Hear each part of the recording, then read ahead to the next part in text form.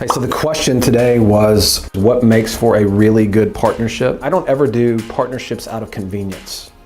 Meaning like, I'm doing partnerships because there is some synergy that I believe that if we are together, we are going to get to our outcome much faster. I believe there's a leverage point in the relationship or relationships that will allow us to scale the business quicker. And then the best advice I can give you when you structure a partnership is get divorced before you get married. And I've had to learn this over the years, that when you're putting together your operating agreement and you're putting together your shareholder agreement and you're understanding what the company bylaws are, and I mean, it's really important that you go through all of that pain and do that in a very thoughtful and meaningful and intentional way before you sign on the dotted line. My business partner is going through some kind of tragedy in their life. My business partner's wife gets sick and he's out of the business or whatever for the next 5 years, right? Has to take care of her. What happens?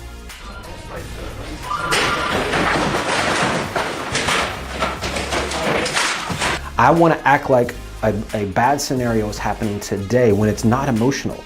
And I want to talk through that. What happens if something happens to me? What happens if something happens to you? I want to know. Because then what I've learned is that it takes all the pressure off the partnership. Now we can just focus on business. There's never anything emotional involved, right? Business, if you're passionate about it, gets emotional. It gets heated. And if it doesn't, then you're not trying hard enough, right?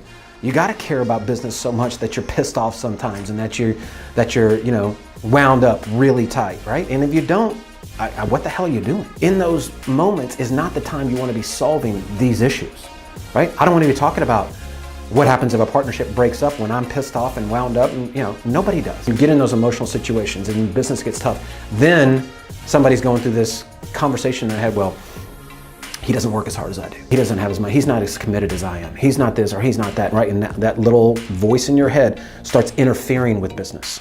And that's what takes businesses down, right? That's why most of them fail. That's why most partnerships fail. If somebody wants to break it off, here's the rules on how we break it up.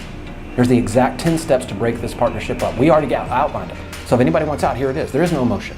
When you can actually do that, it is amazing.